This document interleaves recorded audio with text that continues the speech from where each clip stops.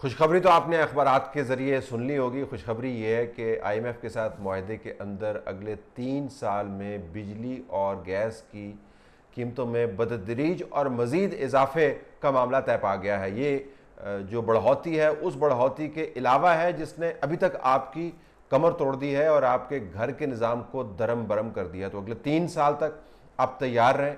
आपके घर में अगर बिजली पहुंच रही है तो उसका ऐसा बिल आएगा कि आपको दिन में तारे नज़र आ जाएंगे। गैस के ऐसे बिल आपके सामने आ जाएंगे कि आपके ऊपर आसमान फट पड़ेगा और ज़मीन आपके पैरों तले निकल जाएगी। गैस और बिजली के बिलों के अंदर इजाफा सार्फिन को कैसे हिट करता है, ये सिर्फ वही जान सकता है जो गैस और बिजली के बिल देता है।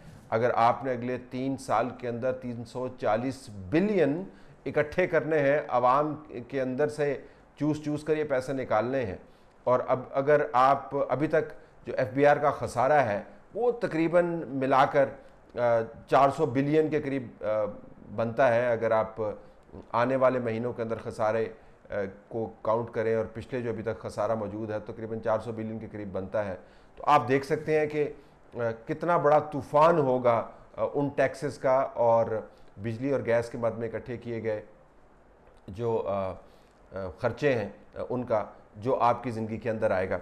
अब मज़े की बात यह है कि साथ में ये भी कह रहे हैं कि जो रेगुलेटरी बॉडीज़ यानी नेपरा और ओगरा जो बिजली और गैस की कीमतों को रेगुलेट करती हैं वो इंडिपेंडेंट हो जाएंगी। एक तरफ से आईएमएफ के मुआहदे में लिख रहे हैं कि हमने क्या करना है, दूसरी तरफ कह रहे हैं कि ये बॉडीज़ जो हैं वो बिल्कुल इंडिपेंडेंट है, ताकि अगले सालों में जब भी आप खबर पढ़ें आप कहें जी कि मुझे आपसे बड़ी हमदर्दी है लेकिन जनाब ये तो देखें रेगुलेटरी बॉडीज़ हैं, ये तो नेपरा और ओगरा कर रही हैं, तो हम इनके बंदों को ज़रा चेंज करते हैं, ठीक करते हैं, अगरचे हमारा इख्तियार नहीं है। आप आईएमएफ के साथ मुआहदे के अंदर लिख रहे हैं कि आपने अवाम के साथ क्या करना है, और साथ आप उन बॉडीज़ के ज़रिए लोगों को ये भी बेवकूफ़ बनाने का एहतमाम कर रहे हैं कि ये हम तो नहीं कर रहे, ये तो रेगुलेटरी बॉडीज़ कर रही हैं। हम आपको ये भी बता दें कि टैक्सेस जो लगेंगे वो हर जगह पर आवाम को हर्ट करेंगे। बिजली की कीमतों से तमाम अशियाए खुर्द नोश और ज़िंदगी गुजारने का जितना थोड़ा बहुत एहतमाम है वो महंगा होगा। गैस के ज़रिए जितने प्रोडक्ट्स बनते हैं या जितनी नकलो हरकत होती है या जितना भी प्रोडक्ट मार्केट के अंदर मौजूद है वो उससे मुतासर होगा और आवाम उस की चक्की के अंदर पिसेंगे। बदकिस्मती से इसके ऊपर अभी ना कहीं पर अपोजिशन की तरफ से कोई आवाज़ उठाई जा रही है और ना ही हुकूमत इसके ऊपर जवाब देने को तैयार है। और ये तमाम मुआहदा उस टीम के ज़रिए किया गया है जो बैनुल-अक़वामी इदारों से मुस्तार ली गई है। तो बैनुल-अक़वामी इदारों ने पहले अपनी टीम इंस्टॉल की है और उसके बाद इस मुआहदे की शिकें तय की हैं। ऐसा बहुत कम आपको नज़र आएगा दुनिया की तारीख में कि इस तर्ज की निगोशिएशंस किए जाते हैं। और जब दबाव पड़ेगा और अगर ये हालात ठीक ना हुए, क्योंकि लोगों की नौकरियों का ताल्लुक जीडीपी ग्रोथ से, अगर आपकी जीडीपी ग्रो नहीं कर रही और 3.5 और 4 के दरमियान होवर कर रही है, दुनिया इस पर इतफाक़ करती है कि जब तक 7% की ग्रोथ नहीं होगी तब तक आप नौकरियां नहीं जनरेट कर पाएंगे।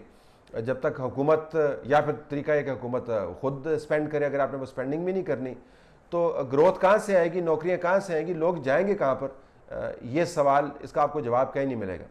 सिर्फ याद दहानी के लिए आपको चंद हम वीडियोस दिखा देते हैं जो इमरान खान साहब ने क्या कहा था पुराने ज़माने में और क्या किया था, और मीडिया ने किस तरीके से उनकी कवरेज की थी और उनको ऐसा बताया था कि जैसे वो आधी दुनिया को फतह कर रहे हैं कंटेनर के ऊपर खड़े होकर।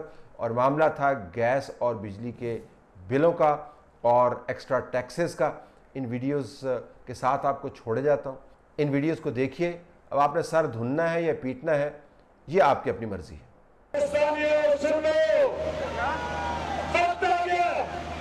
कि हम सिर्फ नाफरमानी की कैंपेन शुरू करें, इसलिए मैं अपना बिल चलाने लगा।